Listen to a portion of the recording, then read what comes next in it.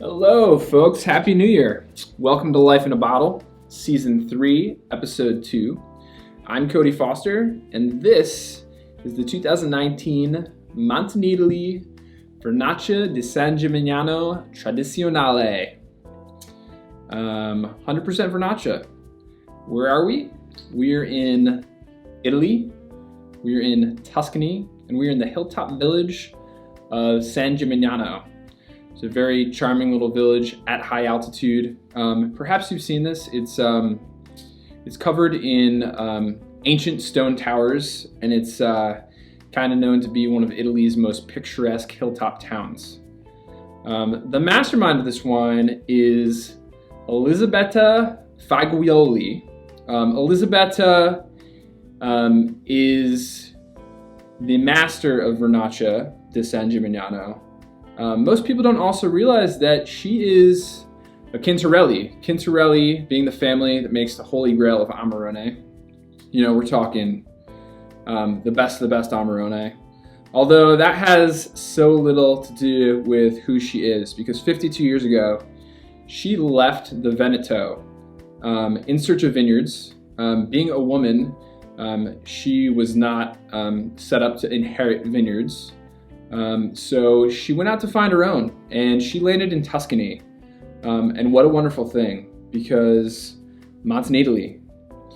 This is a 200-hectare estate, of which only 40 hectares are planted to vines.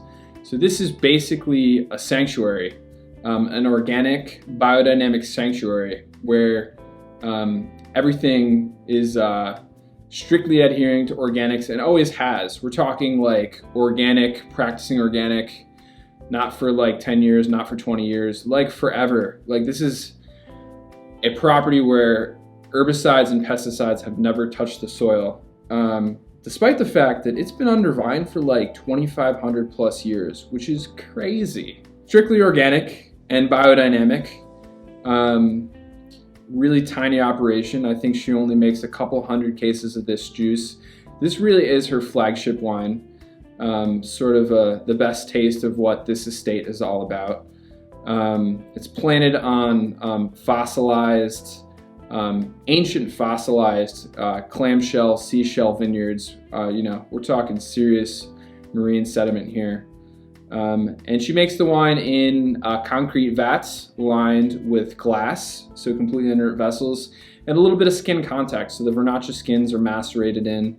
Not an orange wine, but just a little bit of that sort of skin contact, complexity, and nuance. So, shall we taste the wine?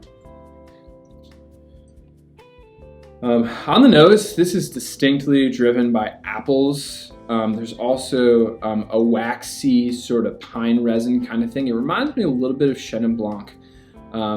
Just a little bit of that very resinous, almost like beeswax, honeycomb sort of thing.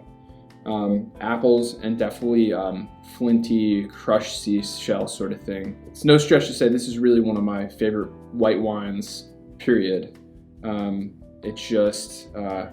It has this super nostalgic, it smells the same. Every time I drink this wine, I feel like I'm taking a little trip to San Gimignano. Just so distinct, marked with the thumbprint of Montenidoli.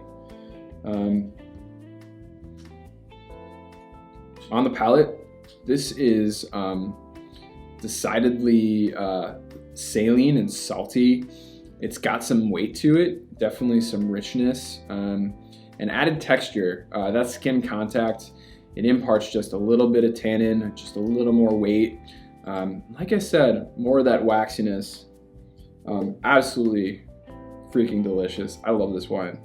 You want to pair it up with anything from oysters on the half shell to fried fish. Really any kind of Mediterranean cuisine, Montenidoli would tell you, just really pure, pristine Vernaccia di San Gimignano.